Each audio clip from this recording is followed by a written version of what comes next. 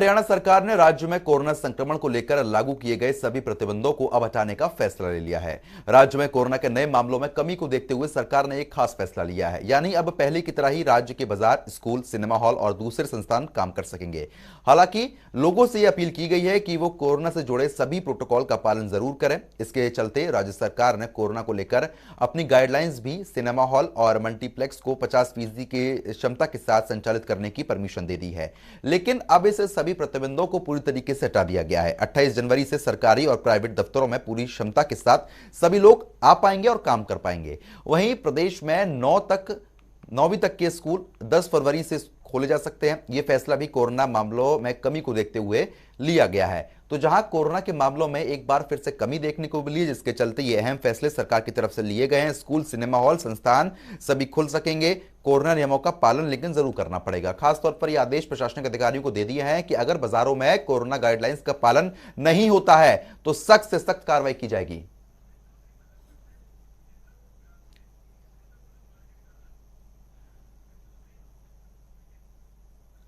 बल्लभगढ़ से हमारे संवाददाता अमित चौधरी और साथ ही साथ गुरुग्राम से हमारे संवाददाता हमारे साथ जुड़ गए हैं। अमित, सबसे पहले आप ही के पास आऊंगा। अमित, जिस तरीके से स्थिति अब सामान्य होती हुई यहां पर नजर आ रही है, लेकिन बाजारों की स्थिति अभी कैसी बनी हुई है? क्योंकि खासतौर पर यह कहा गया है कि बाजारों में कोविड प्रोटोकॉल का पालन जरूर किया जाए। क्या कुछ तस्वीरें बयान कर रही हैं? जी, आपने ठीक कहा। जिस तरीके से कल देर रात ये छूट दे दी गई पूरे प्रदेश में, उसके बाद हालांकि छूट दे दी गई है, लेकिन खतरा अभी टला नहीं है। मैं आपको बता दूं, अगर जिले की बात करें तो यहाँ कल 53 लगभग नए मरीज पाए गए हैं, और लेकिन 113 के आसपास मरीजों को ठीक होने के बाद घर भेज दिया गया है।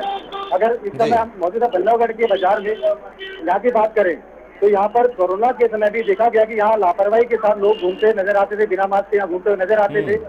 लेकिन व्यापारी में एक रोज था कि 7 बजे तक जो छूट दी गई थी उसको कहीं ना कहीं बढ़ाया जाए। तो यहाँ के व्यापारी संगठन मुख्यमंत्री तक भी पहुंचे, और यहाँ प्रदेश के परिवहन मंत्री मूलचंद शर्मा जी जो यहाँ के विधायक हैं, उन तक भी उन्होंने संगठित होकर अपनी आवाज वहां तक पहुंचाई और उनसे निवेदन भी किया ज्ञापन के माध्यम से कि 7 बजे से समय बढ़ाकर दुकानों का उसको बढ़ा दिया जाए। लेकिन कहीं ना कहीं यहाँ लापरवाही लगातार यहाँ पर नजर आती रही जनता की। ठीक है, अब गुरुग्राम की स्थिति भी एक बार जान लेते हैं। गुरुग्राम से हमारे संवाददाता विजेंद्र हमारे साथ बने हुए हैं। विजेंद्र, गुरुग्राम में स्थिति कैसी बनी हुई है, जहां पर अब जो साथ ही साथ बात की जाए दफ्तरों की, वो भी पूरी क्षमता के साथ खोल दिए जाएंगे, सभी लोग वहां पर पहुंच पाएंगे, लेकिन बाजारों की स्थिति भी गुरुग्राम में क्या बनी हुई है? क्या कुछ नजारा वहां पर देखने को मिल रहा है?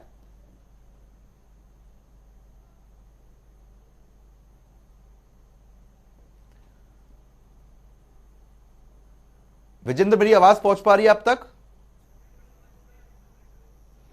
चलिए, संपर्क टूट गया, दोबारा संपर्क साधने का प्रयास किया जाएगा। अमित हमारे साथ बने हुए हमारे संवाददाता बल्लभगढ़ से।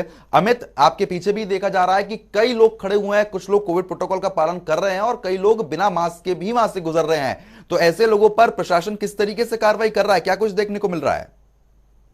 जी, आपको बता दूं, बल्लभगढ़ का यह बाजार एक मुख्य बाजार है जो आसपास के गांव को भी यहाँ से व्यापार की यहाँ पर गतिविधियां लगातार यहाँ पर रहती है।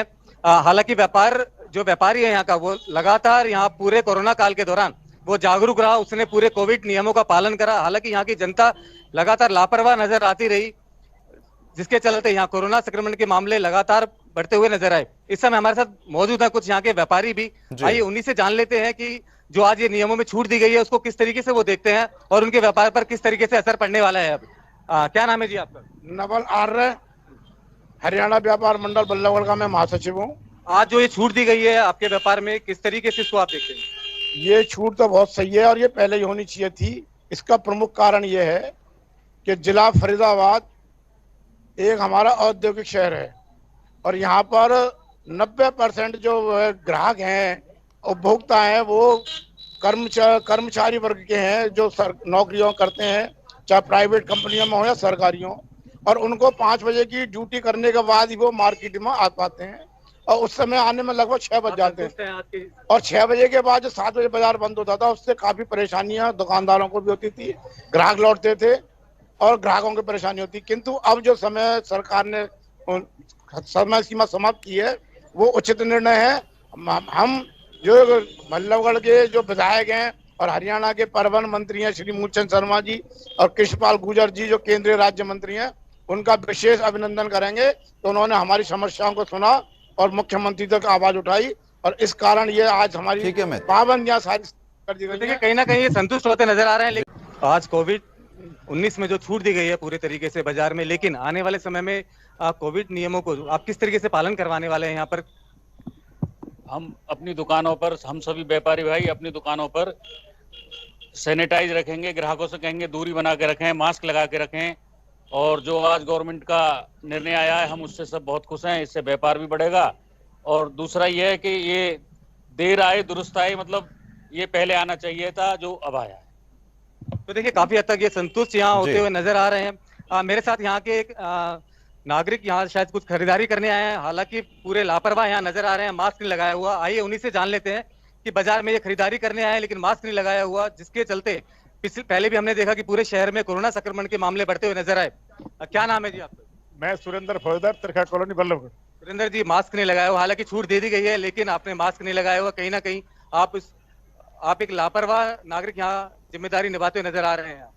मैं ये कहता हूं कि अब सरकार ने जब छूट ही दे दी तो ऐसा तो कोई नियम नहीं है। आज से पहले मैं बिल्कुल बिना मास्क के नहीं चलता, अब थोड़ी सी जल्दी मान लो इमरजेंसी में आया तो मास्क रह गया मेरा, वैसे मैं मास्क के बिना तो नहीं चलता। मैं तो कोविड-19 के पूरे नियम व कानून के साथ रहता हूं।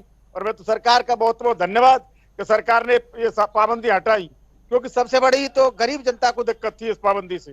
क्योंकि जब 5 बजे तक और 6 बजे तक जब गरीब जनता ड्यूटी करेगी तो राशन या सामान कहाँ से लेगी? 7 बजे बाजार बंद हो जाता था।